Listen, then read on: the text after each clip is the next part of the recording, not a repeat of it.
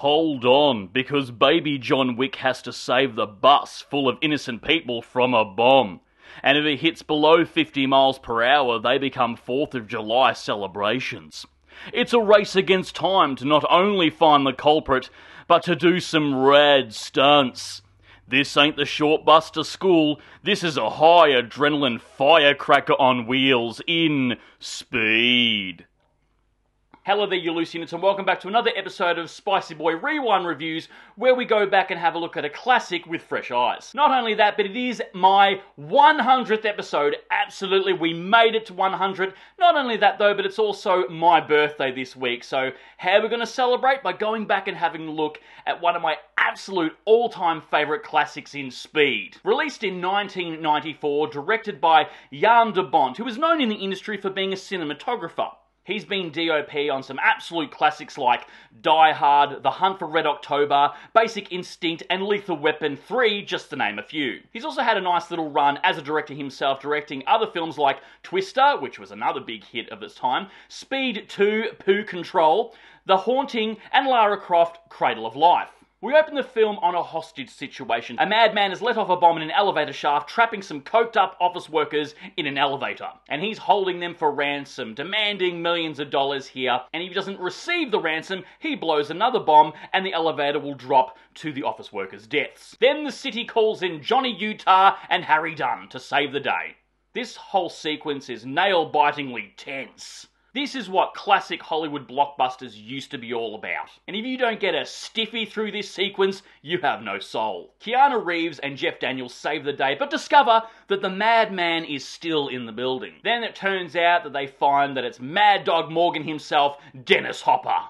Then there's a testosterone-filled standoff. Dennis Hopper seems to blow himself up as a suicide, self-deletes as a getaway plan. The end! Neo and Jeff Daniels receive medals for their bravery, and everything is hunky-dory with the world. That is, until Keanu Reeves gets a cheeky you-up phone call from Dennis Hopper.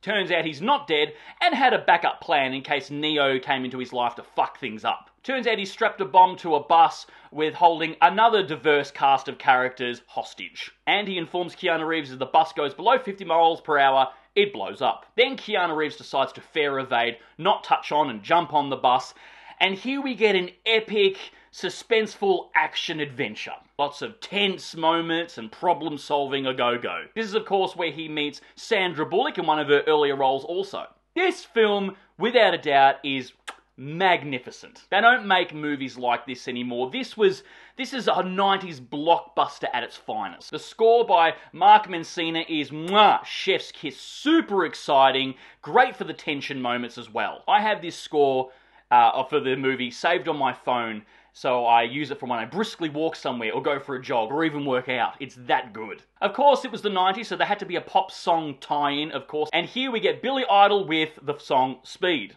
I miss when movies used to do a pop song tie-in. I had a whole stack of singles bought at Sanity Music Store in the 90s that were all movie tie-in pop songs. Seal, I'm looking at you.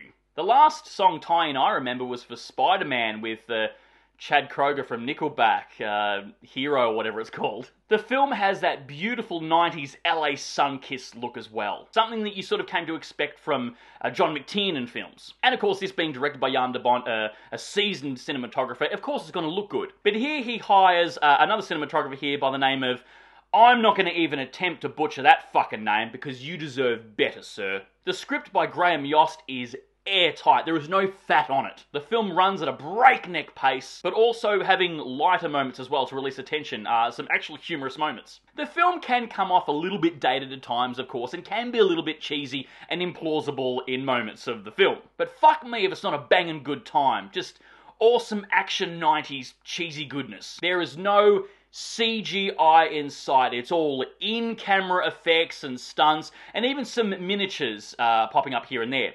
Which I fucking miss in movies now. It makes it look like it's real, like it's tangible. Because it is. It's a miniature. It's a real-life thing that they're filming. No fucking CGI green twerking PlayStation cutscenes in this. Like I talked about in a previous episode last year of my top 8 favourite action films of all time, Two friends at my school were trying to get me to decide what was my favourite of the release of that season.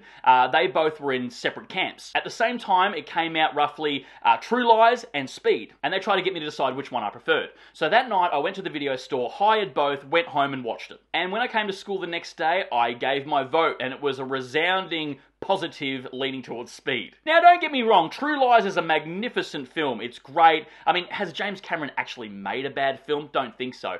But at the time, to an 11-year-old boy, Speed was what it was all about. The movie, not the... you know what I'm talking about. It just was ticking all the boxes to my 11-year-old self. It had action, the pace, the soundtrack, it was exciting.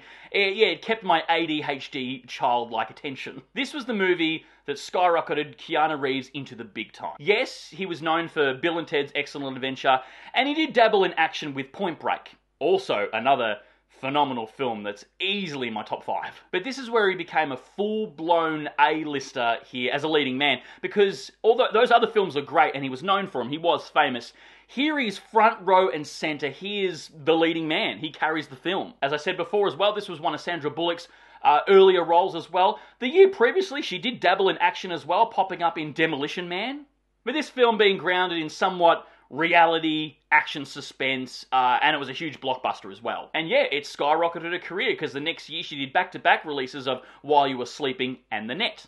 And it's also great to see Keanu Reeves and Sandra Bullock on screen. Their chemistry is phenomenal. They're so good together. And it was nice to see them reunite on screen as well for The Lake House, released in 2006.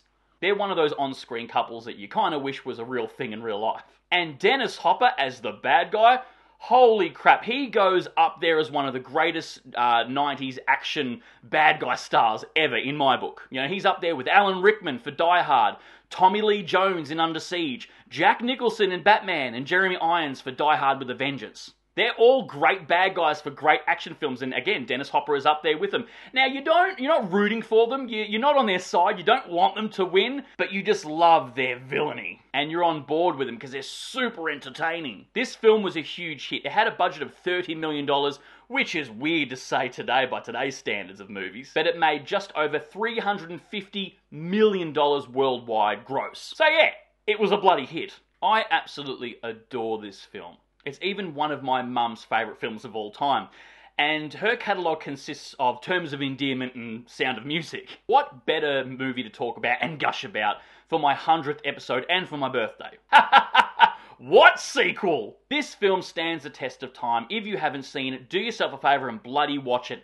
Yes, it is practically Die Hard on a bus, but it's a tagged and tested formula. If it ain't broke, don't fix it. But with this film, it does expand that sort of structure, if you will, and gives you something fresh and entertaining. 5 stars, mwah, chef's kiss, absolute classic, Speed. Guys, that's my review of one of my childhood favourites, Speed. Write down below if you're a fan of it, and yeah, what you think of it. And of course, if you've made this far into the episode, please give me a thumbs up, because your love and support just keeps me going, because I just love movies, and I assume you do as well. And if you haven't already, please hit that subscribe icon, because we give out episodes weekly, and we'll see you back here next week for the next review, and until then, stay spooky, kids.